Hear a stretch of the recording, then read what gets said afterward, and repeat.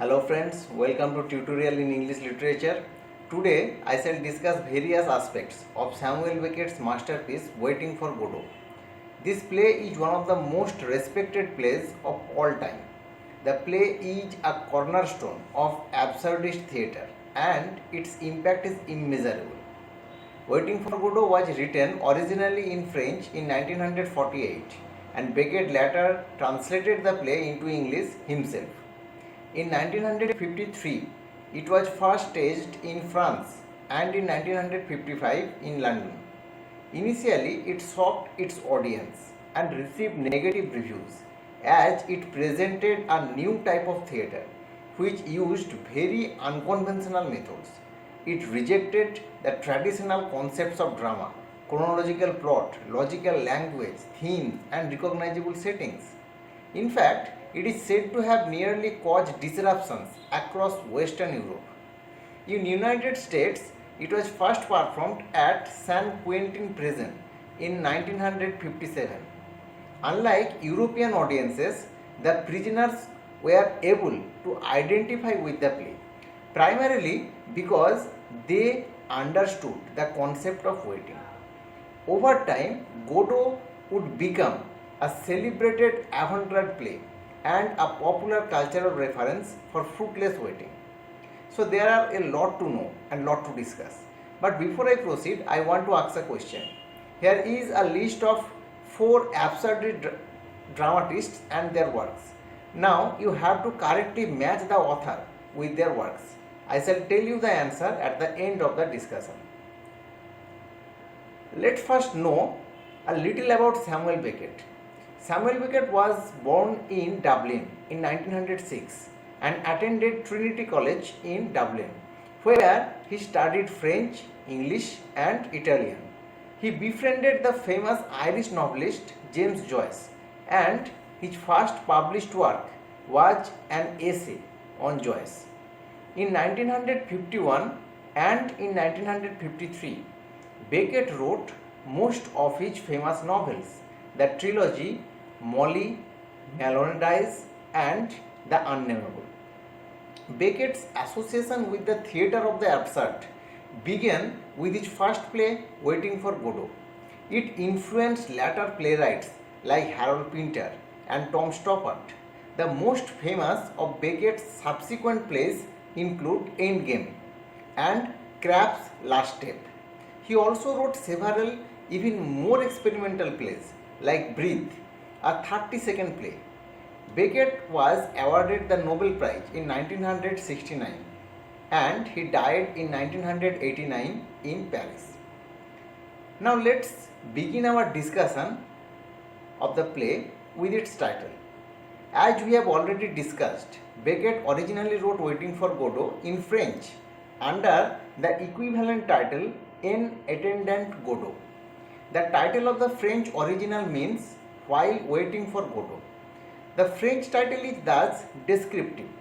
It implies that the play is about what happens during the period of waiting. It emphasizes that the play is about the passing of time and the events that happen while waiting. The English title brings ambiguity. It implies that the play is about the act of waiting itself. The setting of the play is also very important. The play is set in a strange, unspecified time and does not take place in the context of any historical events. It takes place on a nearly empty stage. The only scenery of note in the stage directions is a tree and a stone or mound on which Estragon sits. Many have seen the widespread suffering and disillusionment caused by the Second World War in the background of the play's pessimistic, nihilistic conceptions of the world. Characters are also very few in number. First, there is Estragon. Estragon is one of the 2 protagonists. Vladimir calls him Gogo. He seems weak and helpless, always looking for Vladimir's protection. He is a bum, a vagabond, and sleeps in a ditch where he is beaten each night. He has no memory beyond what is immediately said to him and relies on Vladimir to remember for him. Estragon is important and constantly wants to leave Vladimir but remains with him as he needs Vladimir. Estragon has been compared to a body without an intellect, which therefore needs Vladimir to provide the intellect. Then comes another protagonist, Vladimir. Estragon calls him Didi, and the boy addresses him as Mr. Albert. He seems to be the more responsible and mature of the two main characters. He is a trump, a vagabond like Estragon, but recalls most of the events.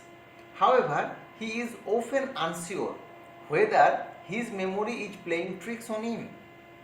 Vladimir is friends with Estragon because Estragon provides him with the chance to remember past events. Vladimir is the one who makes Estragon wait for him, for Mr. Godot, throughout the play. Vladimir has been compared to the intellect which provides for the body, represented by Estragon. Estragon is concerned with mundane things, his feet, his boots, his stomach, but Vladimir's concerns are more philosophical. He introduces the serious religious concerns into the conversation. The next pair of characters are Lucky and Pojo. If Estragon and Vladimir are the circus clowns, then Pojo is most like the circus ringmaster. His hallmark is his whip. He is the master who rules over Lucky. He stops and talks to the town bums in order to have some company. Pojo's pomposity is matched by Lucky's silence. In the second act, Pojo is blind and requires their help. He, like Estragon, cannot remember people he has met. His change between the acts may represent the passage of time. Lucky is opposite, almost antithesis of Pojo. Where Pojo is the master, Lucky is his slave. If Pojo is a ringmaster, Lucky is a trained animal. He is tied to Pojo via a rope around his neck and he carries Pojo's bags. Lucky is only allowed to speak twice during the entire play, but his long monologue in first act is filled with incomplete ideas. He is silenced only by the other characters who fight with him to take his hat. However, in second act, he is dumb. Another character who appears in both the acts is a boy. He is a young boy who works for Mr. Godot and brings Vladimir and Estragon news about Mr. Godot. He informed Vladimir and Estragon that Mr. Godot will not be able to make it that night, but he will surely come the next day. In the second act, the boy never remembers having met Vladimir and Estragon before. He has a brother who is mentioned but who never appears. The most enigmatic character of the play is Godot. He never appears in the play, but Vladimir and Estragon wait unendingly for him. Various critics have offered different interpretations for this mysterious character. Beckett himself said, "I do not know who Godot is. I do not even know if he exists. We are told he has white beard, he has at least two servants, one who looks after his goats and one looks after his sheep. He beats the boy who tends the sheep and is good to the boy who looks after the goats." This behavior is puzzling when we compare it with Gospel. At the same time, he never comes to visit Estragon and Vladimir and do nothing to end their suffering. Thus, Godot is merely an empty promise. So, though Godot has several traits common with the image of God, Godot is parody of the concept of God. As we are now familiar with all the characters, let's learn about the plot. The setting is a country road near a leafless tree where two men, Vladimir and Estragon, are waiting for the arrival of a man named Godot. In order to pass the time, the two men converse on various topics. They talk how they spent the previous night, how the crucifixion of Jesus Christ is described in the different Gospels, and even whether they should hang themselves from the nearby tree. While they wait, a man named Pojo enters, leading Lucky, his servant, with a rope around his neck like an animal. Pojo on his way to the market to sell his slave Lucky. He eats a picnic and Vladimir requests that Lucky entertain them while they wait for Godot to arrive. After Lucky has performed a dance for them, he is ordered to think. This instruction leads him to give a long speech. After that, Lucky and Pojo leave, and a boy arrives with a message announcing that Godot will not be coming today, but will come tomorrow.